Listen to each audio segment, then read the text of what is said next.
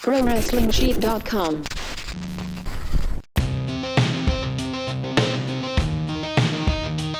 Hey, happy Tuesday morning. Welcome to another episode of Collider Body Slam Raw Recap. We are, of course, we had the day off yesterday for MLK Day, which I hope you celebrated in your own way, honoring the words of the great Dr. Martin Luther King Jr. The WWE started off the show with a tribute. But before we get to that, I am John Rocha, the host of the show, joined as always by the CEO of Pro Wrestling Sheet over there, probably breaking the scoop as we speak on his phone. Ryan Satin, how are you, brother?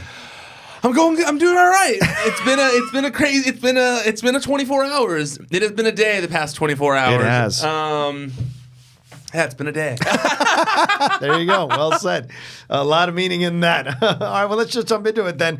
So Raw starts off with this very nice tribute to Dr. Martin Luther King Jr., which is always difficult for me to watch because I know that, you know, although they listen to the words of Dr. Martin Luther King on the WWE, sometimes they don't carry them out. And we have yet to have a full black champion in the WWE carry any of the major titles for a long period of time. It's really rare. So, you know, it's 2019 and that still hasn't happened yet. They play this tribute to Dr. Martin Luther King Jr. every year. So it's mind-blowing to me. Are they just doing fan service, or do you think they really believe this stuff? They do it every year, so I think Vince. I really do think Vince is a big Martin Luther King Jr. fan. Okay. Regardless of Even how though it may can't have a male black regardless of how it may appear, I do believe that he is inspired by Martin Luther King. Because they do it every year. Yeah, they do. It's and then, you know. Yeah, they do it every year. Yeah. And at this point, I mean, I would have to think that he has to be genuine about it in some way. Okay. No? All right. You don't think he's genuine about it? It's not that I don't think he's genuine. Yeah, sometimes, I mean, because like a lot of people, posted stuff to Martin Luther King Jr. yesterday that I'm like, what? You know, so sometimes I think it's gaslight. Anyway, I don't want to get too deep into it. It's always fascinating when I see saw it. Gail Kim have a similar sentiment on Twitter. She quote tweeted, because Vince. Oh, she quoted Vince. Well, because Vince tweeted that video. Yeah, because Vince used the N-word in a sketch. So, I mean, I don't necessarily think he's the best carrier for that kind of message. She quote tweeted Vince. And Booker excused him. I know that, but still. She said... there it is. She said, "All respects to Martin Luther King Jr., but is this Vince really tweeting? Is this really Vince tweeting hero with like a bunch of like the question emojis?" Yeah. So I don't know. I mean, it's interesting. WWE has a very public image, so yeah. I mean, I often wonder what they're actually passionate about and what they aren't. Yeah. It's weird. I do think, even if maybe doesn't come across that way as Vince being the one who is inspired by Martin Luther King Jr., I think that there is unquestionably people in the company in different various positions of authority who do. Yeah. And so I think that's also why it happens. But at the end of the day, I do think that it wouldn't happen if Vince didn't actually feel that way. That's true. If Vince didn't feel that way, nothing happens on that show. No, because it's been happening consistently for years now. That's a fair point. Well, speaking of Vince, he kept pushing this narrative in this opening exchange with Heyman and Lesnar, and then eventually Strowman, and then Finn Balor about this idea that Balor is too small to make it believable to defeat Lesnar for the title. Never mind the same company that had Rey Mysterio beat Batista for the title, but somehow Seth Rollins was champion for for a long time, and they're like the same size. They're like the same size, so I don't know. So it's an interesting narrative to push forward. AJ Styles is like the same size as him, was champion for like a year. Daniel Bryan is 2 feet tall, so it's like you get that whole thing. No offense, Dan, don't kill me, but like you get this whole narrative going forward that they're leaning into what people have been saying on the message boards. Vince is owning it now in a way and making it work for his character, doing that walk down to the stage like always. And so what do you think of this whole exchange with Strowman, Lesnar, Finn Balor, and Vince? Well, first I'll go for the first part. Sure. Heyman and Brock. Great and Vince. stuff. So good. The Bible joke. Oh my God. That Bible. It was a throwaway thing. It was such a throwaway, and the fact that he said like oh, are you familiar with David and Goliath? And he just said so, oh, no, never read the Bible. Like, that was like such a good classic comedy of just like, man, that's someone who's funny on their feet. Like, that was good. Yeah. Same for when Vince mentioned the mushrooms that David was eating. And you just see Heyman go like, mushrooms? Like, these are mushrooms? Or so, like, I like that he was going with it. I also feel like, Vince and Paul Heyman are just masters of the microphone. Yeah. I mean, say what you will about Vince McMahon. Maybe if you feel like he's lost his creative passion or he's not as creative as he once was, I don't care. You can't say he's not good on the mic. Yeah, true. I mean, Vince McMahon knows how to make a crowd unhappy. Yeah. He is so good at having the crowd in the palm of his hand and deciding whether they're going to boo him or whether they're going to cheer him. Yeah. And he makes that decision. Like, there's no ifs, ands, or buts about that. I mean, last night was a great example of that where they're all cheering for him and he in his head knows that he doesn't need them to cheer for him. Right. He needs them to cheer for Finn Balor when Finn Balor comes out here. So all he's going to do is shit on Finn Balor, talk badly about him. And in order to, like, in case there are people in the crowd who agree with what Vince is saying about the size of Finn Balor, because it's not like there aren't people who feel the exact same way. I like that he turned those people as well and like, oh, I'm in hillbilly land, and was like, and they were like, he's like, what? Why would that make you mad? Yeah. Like, he wouldn't know why that would make them mad. And Paul Heyman having to like go to his ear like, no, you have to speak slower when you say things or whatever. That was so good, and it had the crowd so primed to cheer for Finn Balor. I thought they did such a good job of that. I didn't necessarily like Braun chiming in on the you're too small thing, because one, we're supposed to be cheering for him. Yeah. So I didn't quite understand that. And two, like, they were buddies not that long ago where they were like doing things together on the show, and it was like that fun buddy duo, even though it wasn't like very long, it was very short lived, but like they were friends for a minute on the show. It did seem a little out of place. But that being said, I do like I like it because it's interesting to watch. I like that Finn Balor is being given something to work with, that they're using Finn Balor in some way, that they're trying with Finn Balor as opposed to just having him come out and smile, which has been kind of annoying for a while. So I like that end. I do wonder though, like, man, like you similarly to coming out and saying the show sucks and then not changing anything, going out there and saying, Finn Balor, like, you can't win, you suck. It's kind of what they're saying to him. Like, you're small, you can never be a main eventer, blah, blah, blah, blah. If he then loses on Sunday, which there's a real big possibility he's going to lose on Sunday. Yeah. I don't know if this really puts him over going forward, like in the long run. Yeah. It kind of like, it could end up being hurtful to him, no? It could, because this is being manufactured. Whereas when it happened with Daniel Bryan, it was organic. Agreed. Right? The fans got behind him and his run, and the powers that be were upset about the fans like cheering Daniel Bryan and they wanted to steer the fans into cheering for him, and all they did was ruin Batista's return, which was unfortunate. And then so Daniel Bryan winning eventually at that WrestleMania was incredible, but it also felt a bit anticlimactic to me because we all saw it coming. As opposed to a natural thing. We knew they were going to put him through the gauntlet and he'd come out with the championship. With this situation, this feels like the WWE is trying to manufacture the storyline again and put their spin on it. But we've seen small people beat big people all the time in professional wrestling, so it's nothing new. And Balor was the first Universal Champion. And to be fair, I don't think you can just say, like, I feel like Brock is a beast in and of itself. Like he's not necessarily just your average big guy. Like, Brock is this like undefeatable force in WWE. Right. I mean, he's lost sometimes, but you know what I mean. For the most part, he's like this like really hard thing to overcome. But yes, I agree with you that it has been done before. It's not like they've never had a small guy beat a big guy before. But do you agree that it could hurt him in the long run? Of course it could. Of course it could, because it just gives more fuel to the fire that he's not championship material, right? And even though, like I said, he's the first Universal Champion, he might not be championship material in the long run. I don't think he is. I think they're using him as a placeholder until they get Rollins to that position. That's what I think. If by any chance he wins, there's no way it's Rollins and Balor at WrestleMania for the title. There's no way that's happening. The rematch of like the match where he got injured in, no one cares. That's not a sellable thing. It would have to be a triple threat with Strowman or something, or even a four-way with Lesnar. That makes it interesting. Gotta have Brock at WrestleMania. Brock's got it. He's stayed there this long. He's clearly stayed at WrestleMania. Of course, it's since it's contract, I'm sure. So that's the thing that I just don't think.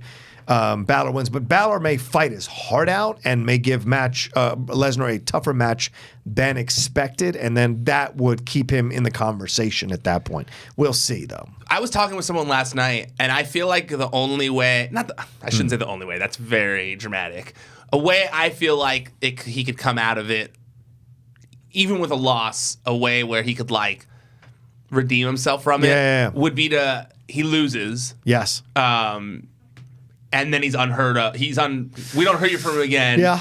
Until the shakeup where he goes to SmackDown, and on the SmackDown after WrestleMania, he finally shows up with the club. Like, it's him and Doc and Gallows, and they're like, look, we're tired of being not taken seriously the past 3 years. That's a great possibility. We're one of the biggest factions in the world, and we're tired of being nice, and we're gonna come out and we're done. Like, and we get finally like heel Finn Balor on the main roster on SmackDown, because I feel like after WrestleMania they're gonna switch AJ to Raw possibly. Oh, okay. This is a hunch because he's been on SmackDown so long. We've never had AJ on Raw. Yeah. So how do you fix that? By putting Finn Balor and giving Finn Balor the push that you gave to AJ a few years back. That's great. I love it. And he mentioned the Balor Club in that promo when he was out there in the ring. So certainly putting it out there, making people remember the Balor Club in some way. And he's also mentioned in that interview with ESPN, I think, that he said something along the lines of like that he felt like he relied on the Demon a little bit too much in NXT. Right. And so he's not going to be the Demon at Royal Rumble. It's amazing how that thing is like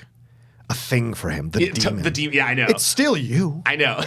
Like, it's you in makeup. Like, I know. I don't understand. It's like Tucker goes. It's like Taker goes. Should I be American Badass today, or should I be Undertaker? Well, today? to be fair, in NXT that was explained much better than it ever was on the main roster. That's fair. On NXT, it was like a thing he didn't want to have to bring out of himself. Right. It was like a thing that like he had to in like worst case scenario, like I need to win. I need to bring out this like inner bad person in me, kind of like Venom almost. Like it was very similar to that, where it was like the bad guy in me needs to go kick some ass or whatever. Right. Like I like that.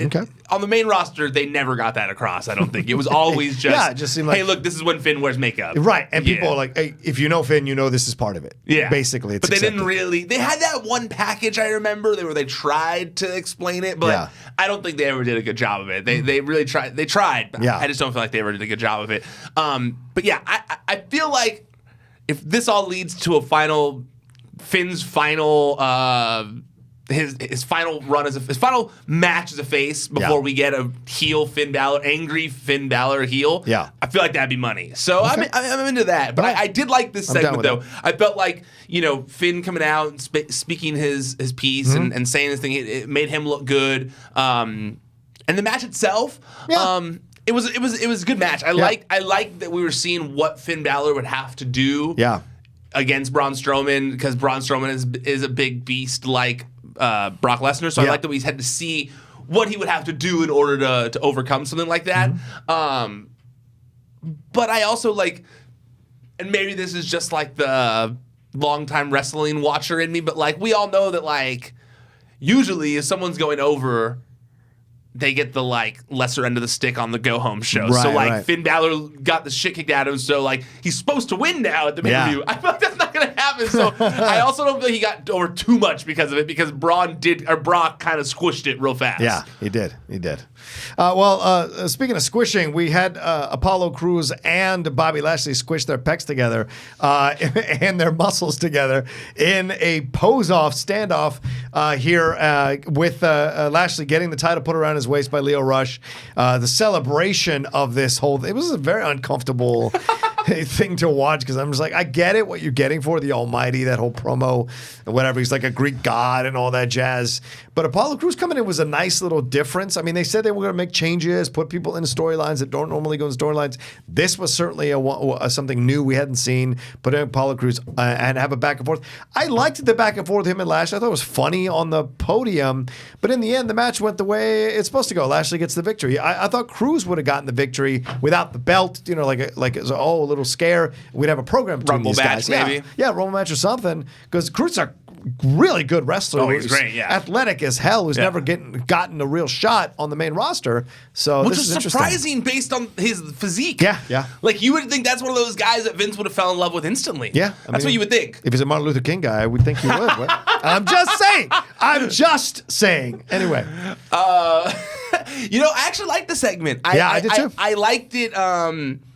And I don't know if it's just because I was watching Superstars in the morning, because I don't know if you saw, but WWE put up a bunch of WWE Superstars from 1992, their old show that was WWE Superstars. I used to watch that show. I figured, yeah. I watched it live, son. If you watch the show, you like it. They put up a bunch. They put up a lot of episodes from 1992. Which is the first time I think they've put Superstars on the WWE Network, which is crazy based on how long the network's been on there. Well, I mean, they want to limit the content. Yeah, but like you said, I mean, you used to watch Superstars. I feel like from what I've heard, I didn't start watching the Attitude Era, but like from what I've heard, Superstars was like from what I've seen, it was Raw before there was Raw. Yes. So essentially. I was watching that on Monday morning since we weren't here in the office. I was watching some of the Superstars episodes because I didn't really watch it. Yeah. Like I said, I started in the Attitude Era. Yeah.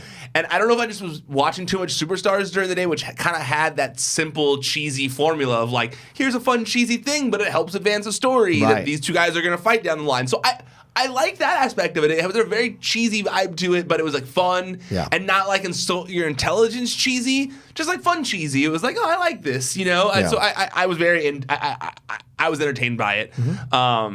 It's crazy too watching those Superstars episodes because I tweeted about it, but it's crazy to see like how many matches were with enhancement talent. Oh yeah, like and on top of that, I go, man, I don't understand why we've gotten so far away from this because those enhancement matches really did help a lot.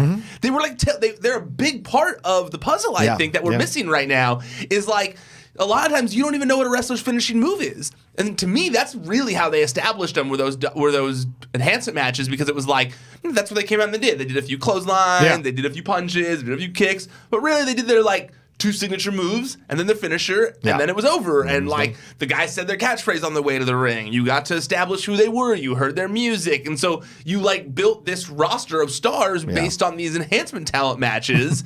And now it's like instead of building independent revenue streams a la wrestlers, you're like having those independent revenue streams go against each other all the time and lowering the value of some of them, I would think, right? Yeah. Well, in the long run, yes. But I mean, they always adjusted for that kind of stuff when it started to happen. So, it was part of the game, I guess. I guess, but I just feel like even when they brought Ellsworth in, like, look how popular Ellsworth got. Just because they finally had a jobber again. Like, people were like, oh, man, a jobber? Right. Hell yeah. And people liked those jobbers, Well, we talked about it, last week or 2 weeks ago, about Horowitz and those other guys that were jobber, Brooklyn Brawler. They were characters within themselves that people look forward to watching because they always came so close or they got squashed. Yep. Right? And they rarely ever won. Or if they ever did win, it really signaled that the other wrestler that was a higher, more accomplished wrestler was off his game or not thinking or was distracted by other things going on in his life. So they always served a purpose that was essential to the overall storyline of the show. So someone else brought it to me on Twitter when I was talking about it. I forget exactly who it was now, and I'll take forever looking it up on my phone. But they brought up the fact that like they also have 2 performance centers filled with people you don't know. Yeah, they would get experience just sending those guys up and having them do job matches, like enhancement talent matches, to get experience, to like see what it's like wrestling in front of that many people. Like, I don't really understand why it's gone away. But yes, I liked the cheesiness of this episode, of this part. The match itself did leave a little bit to be desired. I agree completely. Like I think that it had a lot to do with that botched gorilla press slam. Oh my God! I think it really messed things up because you were like, "Shit, is he hurt?" Yeah. Because me personally, when I watched, I was like, "Oh man, is he hurt?" Like, because I mean, obviously he dropped him because he was in a weirdly placed, but then also he was like holding on to his back. Like he dropped him in an awkward way. The match ended kind of quickly after that, so he still did moves here and there. But I was wondering because you saw the referee kind of hold the back and like it looked like he was maybe signaling to the back a little bit. So that did take away from the match a little bit, unfortunately. I'm sure it's not it's a mistake. It's not like like he's a bad wrestler, like you said. He's such a good wrestler. So it is unfortunate though to see that happen when he's getting an opportunity. He's getting a shot. But I hope that it's more like Mustafa Ali when Mustafa Ali kneed Daniel Bryan in the face, and they were just like, "We get it, nerves, like." Just don't let it happen again. I'm hoping that's what's going on with Apollo Crews here. Well, if Ronda can botch, he can botch. It also wouldn't surprise me to see maybe if he's in the match. To see Cruz eliminate Lashley. Oh yeah. and then they'll continue on with that being the feud. Right. And kind of go forward from there. Yeah, we'll see how Leo Rush gets involved in that as well. Seth Rollins, Drew McIntyre had themselves a nice little promo off. Seth bringing up Martin Luther King Jr., talking about his words and who you are in adversity and challenges is who you really are, that kind of stuff. And then McIntyre coming out saying, I'm an honest man. I don't like to hear you lie to yourself and other people about your prospects, blah, blah, blah. Talking about how they're going to go at it in Royal Rumble, who's going to win the Rumble. Then they go at it. Rollins defeats McIntyre by pinfall. That was a good match. Not a great match, but a good match. McIntyre got the best of him for majority of the match. And These two put on good matches thing. Always. They do. And we've seen it many times. Yes. So what did we serve with this? Was this just filler for a 3-hour show? This particular match, does it further anything at all? Because I feel like it didn't, other than they might have a competition at the Rumble when they're in the ring. That's really all it did. Yeah. While watching this, I was wondering. Well, I agree. The match was good, but it's just like we've seen it so many times. Yeah. We've seen it so many times now. I didn't know what I was going to see that was different. Yeah, I enjoyed it. There was good spots in there, blah, blah, blah, blah. So I'm not going to pick it apart or anything. It just didn't excite me. It just wasn't it was like, okay, cool, we saw this. We saw Drew McIntyre versus Seth Rollins again. I didn't love Rollins' promo for some reason. Okay.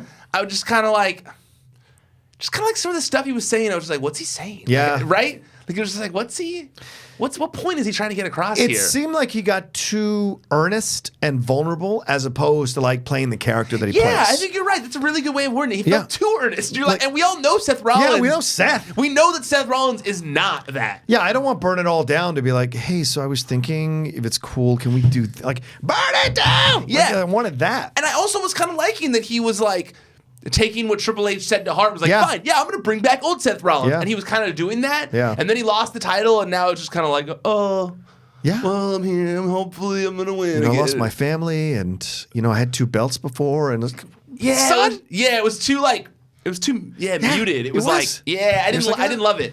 Yeah, McIntyre pretty much won this whole thing. Yeah. Promo and the match, in essence, even though he lost the match, he won the match, in my opinion, with his abilities in the ring. Do you think, I tweeted about this, and I was wondering what your opinion is. Yeah. A while back when it happened, we were on here talking about how the Angle thing, Angle and Drew McIntyre thing. Yeah. And I've noticed they've been kind of mentioning it again. Have you noticed that? Yeah, They've been kind of mentioned on commentary. It wasn't something they mentioned. He's going to show up. Okay, my question is this. Yeah. Do you think that do you think that Kurt Angle returns to the Royal Rumble, eliminates Drew McIntyre, and then we get Drew McIntyre versus Kurt Angle at WrestleMania? God, no. That's a squash match. Don't you think? Because we had this conversation a few weeks. We had this conversation when Kurt Angle got the shit beat out of him, right? And I said I would like the redemption of Old Man Angle, coming back to almost like a Logan situation where it's no, Kurt Angle has to show that he's still a bad. So I've already kind of stated that I would believe that it could be a captivating storyline of Kurt Angle wanting one more chance to show that he's a badass. Yeah, I'm into that. Okay. But I seem to be in the minority here a little bit because when I tweeted that prediction, a lot of people didn't seem to agree. A lot of people were like, no, please, no. Well, because they said, we're making these changes. We're going to bring new people in. We're going to do the storylines. Bringing an old wrestler from back then to take on McIntyre and have him face him at WrestleMania seems like walking backwards, not walking forwards. Okay, yes. It's not like Sting versus Rollins. That's different. Because Sting has it's kind of the same thing. Yes, maybe, because I don't think McIntyre has the legacy that Rollins did going into that match with Sting. And Sting showed that he could still do it. He was still wrestling at a certain level. And we've seen Drew McIntyre versus Kurt Angle a couple times. Yeah. Not in WWE necessarily, but I think they wrestled in TNA as well, or Impact or whatever. That's right. I get that. But we're obviously going to have legends at WrestleMania. Yeah, That's sure. WrestleMania. So he can be part of the legend stuff. I just don't see him being part of the actual guys that are doing it now. So you'd want to see him in a tag match again? Because wasn't that what he was last year with Ronda? Yeah, no. So you don't want to see him at all at WrestleMania? I'd love to see Kurt at WrestleMania. I love Kurt. Doing what? Legends Royal Rumble? Something like that. I mean, I just don't want him coming out in the Conquistador outfit anymore. I'm uncomfortable watching his balls jiggle in that outfit. I'm uncomfortable. I'm letting you know it's uncomfortable to watch those gold tights I don't know what juggle Roke his is balls. watching while watching wrestling sometimes. Too many man parts. I want to hear what you guys think on that one. Yeah, sure. Before I say it at the end, I want to tweet me or leave it in the comments. I want to know what you guys think about that idea, because I feel like I've gotten both sides on that one. Yeah. Some people have your reaction. Some people. I just don't see you setting up Rollins versus McIntyre in this promo and not having that be the thing that happens in the Rumble. Why have Angle get involved at all? Unless Rollins and Angle, like Angle distracts McIntyre and Rollins throws him over, or Rollins distracts McIntyre and Angle throws him over, and then Rollins throws over Angle. That I just makes think sense. that you need Drew McIntyre in a marquee match You do. at WrestleMania. You do, but it's not Angle. But who? Rollins. It'll be Rollins. But Rollins might be going up against Brock. You think Braun and Brock? So you think Rollins why and Braun came McIntyre, just no title, no nothing, just the two of them? But we've literally seen that match. We literally just said right now that we were unexcited to see it on That's Raw. true. That's true. Why would anyone be excited to see that at WrestleMania? I think maybe it's Ambrose and Rollins versus Ziggler and See, Rocha's even trying to book his way out of that one. I can't. It's a terrible idea. All right, let's move on. We'll see what happens. Lucha House Party taking on, and Jinder Mahal taking on the Singh Brothers. Lucha House Party taking on Jinder Mahal and the Singh Brothers. What a waste of time this was. I don't understand this match at all. What was the point? It's 6 people need to get paid for doing work, and they did it. Well, I will say this much. I like to see the Singh Brothers being used finally in a match. Good God. It's been so long. Right. And they just get tossed around. Yep.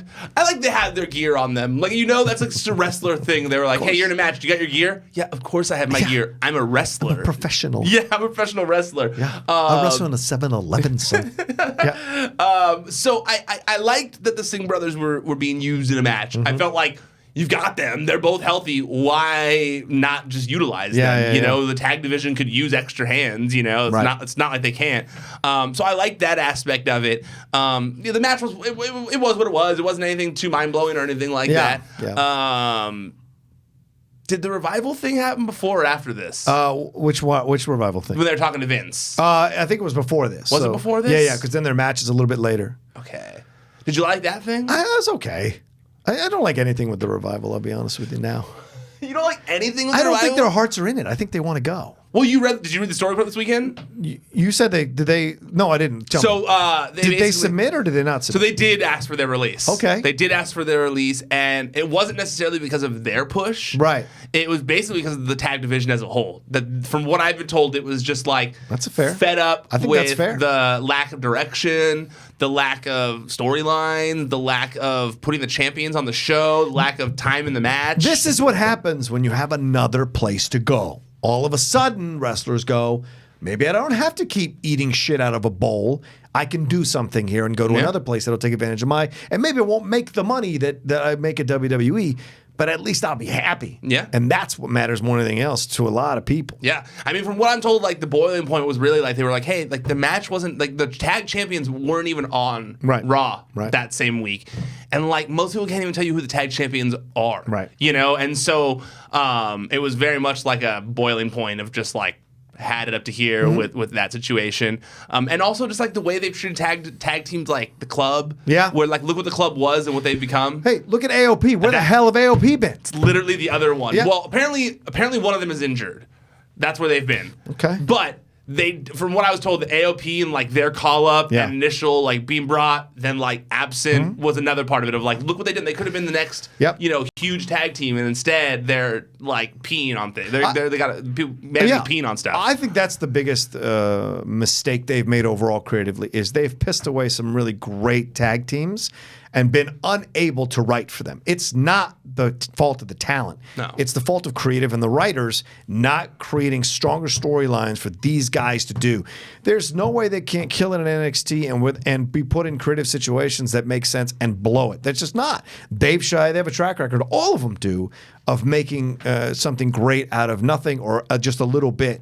But this is, they've pissed it all away. We could be like looking at, it's AOP versus the Ascension. Oh my God, at WrestleMania, it's going to be great. But no, they haven't like let them have these incredible matches and written storylines for them that make sense. Yep, I couldn't agree more with you. I couldn't agree more with you. I felt the exact same way that it's like, I love tag team wrestling. Yeah. Some of my favorite, almost all my favorite wrestlers all started out in tag teams. Like, I love tag team wrestling. I huge fan too, of it. man, That's why I was a big Hardy Boys fan. Yeah. Like, they were the shit when I was a kid, you know? Like, they were the coolest tag team, and I still love them to this day, Yeah, you do. know? And I feel like a lot of people are the same way with, like, the Rockers or the Rock and Roll Express and stuff like that. So it's silly to me that tag team wrestling is just so. It's just treated as garbage in WWE for some reason. It's weird. But as someone who likes when WWE blends reality and fiction, just wrestling, when wrestling blends reality with fiction a little bit, I like that because I think that that's when people enjoy wrestling the most because they're saying to themselves, was that real? Yeah.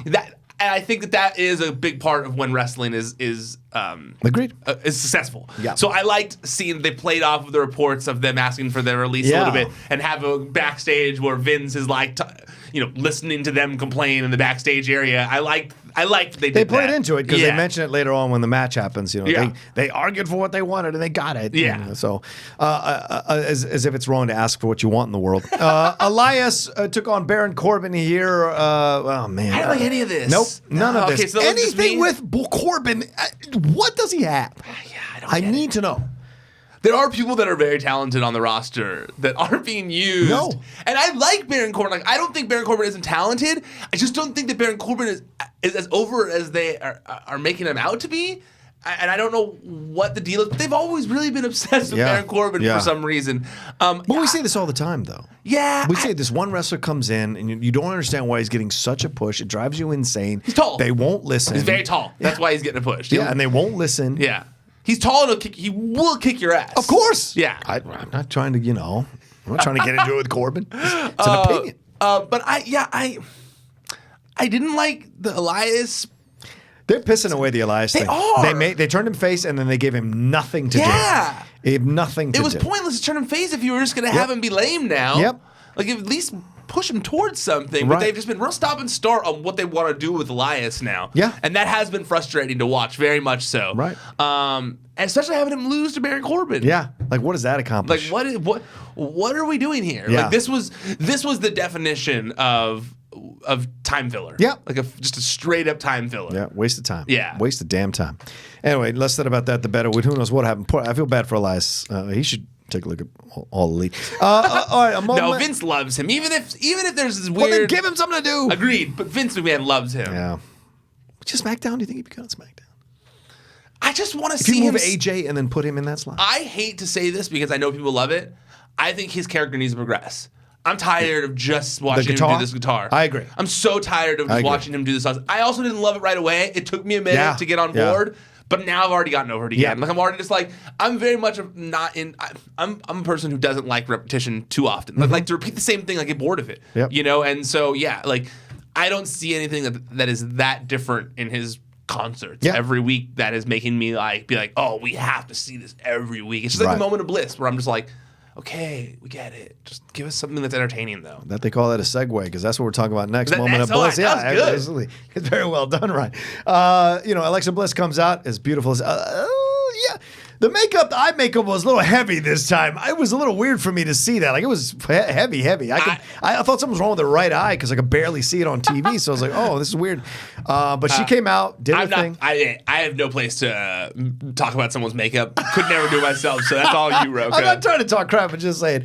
But she came out, and Nia came out with her. They had a little bit of exchange. Good to see them together again. I always love them as a duo. You left out one part of this all that right, was fucking ridiculous. Is this the coffee cup? No, just the reading her name or reading all the names. It was like so ridiculous. Yeah. It was just we didn't need you to come out and read every single person's name that's listed that's been involved in the Rumble so far. Yeah. Like, we know who all those people are when you put the picture up. It was so awkward. Like Bailey, Nia Jax, Mickey James, but like I said, Alicia Fox. It's a 3-hour show. They got to fill it somehow. So maybe they thought this would put some minutes in. It was just such lazy. It was. I was like, yeah. We looked at the picture. Like, it's right there. Yeah. It's like, maybe that was just me. I don't know. I was just like, I was very bored during this part. Agreed. It devolved into a Rumble. Ember Moon came out, challenged Nia. And Nia, of course, making these comments off the mic that foment the stuff. Then it was what? It was Mickey James. No, it was the captain, Alicia, who was great. Jesus Christ, Alicia's so good. She is. The captain stuff is brilliant. Yeah. Yes, she was great. And those ladies don't know what to do with her half the time because she is like crazy good and being weird and all that stuff. It just works so well. And then Riot Squad comes out, and Nikki Cross comes out, which I thought was a little weird. And then Alexa gets on the chair, yells at them, says it's her show. And then Lacey comes out. Well, Man. first they all leave. They get into a No, brawl. first they all brawl. They leave. We see brawl part of the into the brawl. back. Then Alexa announces that she's going to be in the coming, Royal Rumble, right, which is great. Then Lacey interrupts her and says she's also going to be in the Royal Rumble. Yeah. I just wanted to get to the Lacey stuff because You didn't like it? I didn't like it. Really? I don't like it. I kind of liked it. I know. I'm not in the Lacey camp. I know a lot of people are in the Lacey camp. I think it's such a good. I actually think she's a great heel. She's such a like. You do? Yeah. Okay. I love all that nasty stuff, and she's like, like, you know why? Because at the end of the day, heels are supposed to trigger people, of course, and she triggers the hell out of people. She does. She triggers the hell out of people. Like, people are so frustrated when she posts like the women's places in the kitchen stuff and all that kind of thing. And she's like teaching people how to make sweet tea on Twitter, and it seems to rile people up. And so I think it's very good in its effectiveness. It's good marketing. Yeah, it's for good. Sure. I like that part of things. Did you like any of this? Did you like any of this? I liked it. Yeah, I know you don't like Moment of Bliss stuff. I liked it. The whole segment as a whole? Pretty much. Oh, the reading of the names is a little weird, but I liked her like trying to start talking with Nia, and then I liked the brawl. The brawl thing was fun to watch because it just gets you ready for it. Because remember, this is the send-off show, gets you ready for the Rumble. But the only thing I didn't like was Lacey. Because I didn't like the outfit she was wearing. I didn't like the hat. Like, all of it it was like mom has shown up from the 1920s. And you're just like, yeah, but that's kind of her character. Yeah, but there's a way to be classy without looking like grandma. There's a way to be classy without. Like, she did classy stuff, like where she looks like a pinup model from the World War II, the ones they draw on the. That's cool. That's awesome. But looking like your grandma, like you went back in time and you're watching your grandma in her 20s. I kind of like that part of her character. Right, that's you, man. I think that's the whole point of the character. Oh, no, I get they're supposed to be classy, but there's classy in a way of doing it, and there's classy in a way of doing it. No, I think she's supposed to be 1920s classy, because that's why she's talking about like women being in the kitchen. Oh, no, I get that, but the way she was dressed, like the clothes didn't even fit correctly on her. She just looked like a grandma, man, because everything was too big. Like, the hat was too big, the shawl was too big, the dress was too big. It just felt weird to watch. I like her as a character. Yeah. I just don't know. I didn't like this particular thing. Yeah. I didn't like. Well, I shouldn't say I didn't like it. To me, it felt the first part of this segment, woman after woman interrupting each other type thing. I felt like it was just very. It wasn't very creative. I come to expect that. Yeah, I come to expect it too. So I'm not going to carp around too much because it's what they do every year for every Royal Rumble. I just feel like it's not the most creative thing. Like, we get it. You just want to show who's going to be in the match. Right. I get it. You know. So that aside. Because the segment as a whole didn't captivate me or anything like that. I also felt like because they've been establishing these talk show segments with Alexa. Yeah. If Alexa had shown up in the Royal Rumble, that would have been a big surprise. Yeah, I would have liked that instead. I did not. I saw the battles on Twitter about it. Yeah, I got into one myself. Not a battle, but Meltzer gave me shit for it. So why? Well, okay, so I tweeted. And we only have 15 minutes left, so I got to really? Yeah. How much time of the show do we have left? 15 minutes left in the show. No, of Raw. Oh, we got Heavy Machinery, Ascension, the tag team titles, and then the Ronda Rousey, Natalya, and Sasha. So he basically all I said was I would have liked. I feel like it would have been better as one of the surprises of the Royal Rumble because they announced the people before. I didn't understand the people being angry about them announcing women who were going to be in the Rumble match prior because they do that every year. Yeah. But they don't usually announce the surprise ones like Alexa. Yeah. And I thought that would have been, Alexa's music hitting and being in the Rumble would have been a huge, cool moment for the Women's Royal Rumble because everyone thinks that she's not returning to the ring. Right. So that was me. I felt that way. I tweeted saying I didn't like it. I thought it should have been a surprise. Yeah. And then I tweeted something like, well, maybe they just wanted to dampen the response that she gets because they didn't want her to get this huge face pop when her music hits because she's a heel. Yeah. And Meltzer basically responded to me and kind of said that I was... That they probably did it because they wanted to sell last minute tickets because they haven't finished selling all the tickets yet, and that basically by me saying that I was saying that Alexa isn't a draw and that she means nothing in terms of ticket sales, and I was like, I didn't say that. What? I was just saying that creatively it would have been better to have her as a surprise. Meltzer sometimes I don't understand. This is getting old. This is what happens is when you get old, you start seeing, he's been doing it 30, 40 years. Oh yeah, long time. Yeah, so you get to that age where you're just you see offense where offense isn't there because your mind starts working in a certain, when you connect thoughts, you're like, wait, what? That makes no sense. I was a little confused, but I mean, look, I feel like we worked it out well. Here's what he tweeted. He said, How about the idea? I said the only thing that makes sense is that they didn't want her to get a huge return pop, so they did this in advance. And Meltzer said, how about the idea that somebody may actually think she's a star and they have tickets to sell, and the idea is to get people to buy the network for the pay-per-view? Your argument is that she means nothing and the best she can do is a pop, as opposed to actually mean something for the business. And I was a little like, that's not what I said, not what I meant. And we had a civilized talk about it. Okay. Yeah. It's Also, amazing Alexa, how you have to have civilized talks with people who seek offense in your words. I'm trying to be more open-minded. No, I also want to gain knowledge from others, so it's fine. Whatever. I'll take it. All right.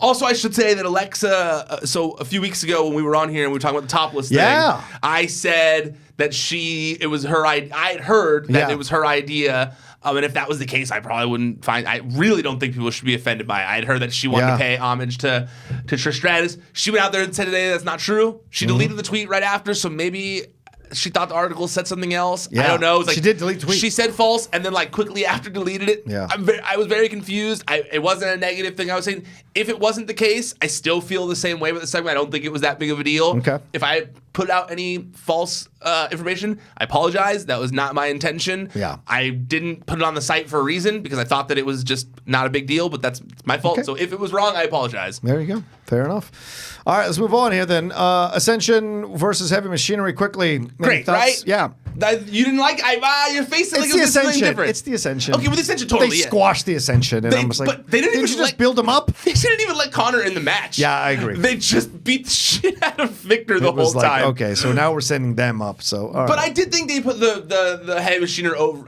They put them For over now. well. They made them seem fun. Yeah. They were like a fun, too cool like tag team, but big dudes. I was into that. It could work out that Revival takes on Heavy Machinery. And I it's can a see that. fun little foursome for a while. I can see that as well. I was thinking the exact same thing, especially with AOP if one of them's injured and they need someone to kind of step in there. Yep. All right, Bobby Roode and Chad Gable versus the Revival. This basically served to reunite Zack Ryder with his boy there from 3MB. Do you like this? I loved it. Okay. I like Zack Ryder and Kurt Hawkins. I was an ECW on WWE ECW fan. Sorry, not 3MB. I'm sorry, Kurt Hawkins. Kurt Hawkins, yeah. Sorry about I that. was a WWE ECW fan. Yep. I watched it with my friends when it aired on TV. I literally would go to my friend's house every week to go watch it at his house. So I have a place in my heart for things still related to that show. And like the Major Brothers are part of that. You know, they were on the ECW show back in the day. Zack Ryder was on the ECW show back in the day. So yeah, I like the Major Brothers or the Edges, whatever they're going to go by. Yeah. I thought it was ridiculous that they've had Zack Ryder sitting on the sidelines doing nothing for a year. Yeah. That they've had Kurt Hawkins there, their best friends, and instead of having Kurt Hawkins lose all the time, which is fun, but it's run its course. And I would like to see them get a serious push because Kurt Hawkins is a good wrestler. Yeah. Kurt Hawkins, you know, there's a reason that Rock trains with Kurt Hawkins sometimes when he wants to come back into the ring, you know? And so like I think that it's good to have the Major Brothers, Edgeheads, whatever they're going to be called, back in the tag team division as a team. They're a good team. And if they're feuding with the Revival, I like that. That's cool. Yeah. I saw someone on Twitter that said they should call them the Hasbros. And I was like, if you can get away with the marketing on that, I'm down. That is pretty good. I like the Hasbros. Hey, they have a wrestler named Fandango. Yeah, true. That's all good point. That's a good point. Although they announce, they say it differently. They say Fandango. Oh, that's right. And I think that's how they get away with it. I don't know. That's my guess. Back in my old incarnation of a show I used to host, me and my co-host, we would battle over Fandango all the time because I hated Fandango. You're not a fan? Him. He loved him, and I hated him. You know, Aaron, is because that when they were about? pushing him, they were no, not Aaron. Someone before that. My friend Andre. We had a podcast or a YouTube show that we did for half an hour. We would break down Raw, and he was like, he loved Fandango, and I was like, God, kill this push already. I hated it so much. But the Fashion Police, I love that shit. That's good stuff. All right. Anyway, what's the use of having the tag team title? It's really being used to push somebody, another team getting it. It's so weird. What's good? It's a black hole, that title. All right. Ronda Rousey and Natalya took on Sasha Banks and Bayley. This was an interesting. First, there was that promo. Yeah. Oh. That promo was rough. And you know what sucks? Is it actually would have been a really good promo. It was just that one part. What does she want me to do? Well, yeah, that part too. But no, there was a part where she meant to say sentence, but she said seconds, or maybe vice versa, and she caught herself. Like she was like, few seconds, sentence, seconds, and you could tell like as someone who maybe not on that, definitely not on that level, but as someone who has acted before, I know what that's like when you catch yourself and then you can't get it out of your head and you're like, and I've never had to do it on live TV. Where like that's rough. Like I've had nerves to play as a child, and like your nerves kill you when that happens. On live TV, it's amplified by like a gajillion, So I felt bad for her in that regard because I liked the concept of just like her being so mad. And head BAC, Ronda Rousey, and like walked in and her music hit right away. I did think that was kind of badass. I thought that was a cool badass visual of like right before she Ronda Rousey like walked out. But it did have almost like an aura of Jeff Hardy, where we've joked where he had to do the like, okay, I'm out of here, goodbye, bye. And like, how he likes to do that sometimes. It kind of had that vibe to it a little bit in the promo where she was like, I'm just gonna speed through this as fast as possible because I totally screwed up that one part and it got in my head. But the match itself was fine. I thought the match was good. Yeah, the match was good. I enjoyed it. I just didn't feel like it was the ending itself was like something that made me go like, I gotta watch the Royal Rumble now. No, I know. I agree. Well, it didn't help that Bayley her and Ronda botched that whatever the hell they were trying to do with that. And I was like, she's still a work in progress, man. You got to give her props for that. But she is a good wrestler. Can't argue that she's not a good wrestler. She's just still a work in progress in terms of the timing. Would you be okay with Sasha Banks winning the title on Sunday?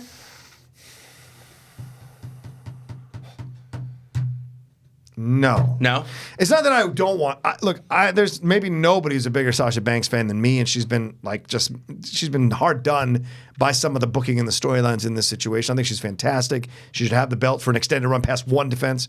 But I don't think it serves a purpose to have her win it. It doesn't push the 4 horsemen versus horsewomen storyline. Well, it kind of does. You don't want Sasha having the belt. It's Becky who should have the belt. It's Charlotte who should before Sasha. That carries more heat into a 4-on-4 match. You know what I'm saying? Mm-hmm. So to me, it doesn't make sense. Now, if Ronda cheats to win and keeps the belt somehow, now we have ourselves a little bit of a feud. You want Ronda heel turn so bad. It has to happen. You can't be with Shayna and be face. You just can't. I feel like you don't need to turn Ronda Rousey yet because you have that ace in the hole of Shayna. The second you want to turn her heel, Shayna's it's very easy. Oh, yeah. Bring Shayna and the posse in. The second those 3 hit the ring, place is going to go apeshit. That's what I'm saying. That's going to happen. It's going to happen, but it has to wait till after WrestleMania, You think so? Yeah. It's not going to be at WrestleMania 4-on-4? They keep alluding to horsemen all over the place on their social media. Even Bayley. No, you're right. Even I saw. Bayley got into it. There was a lot. No. Yeah. They've been pushing the 4 horsemen women narrative into this Royal Rumble a lot. I just feel like they're going to come out and help her beat Sasha. I mean, the only thing that I guess makes sense if they come out and they help her beat Sasha, which is insane that Ronda needs help to beat Sasha. We could, in theory, get 4 horsewomen versus 4 horsewomen at Elimination Chamber.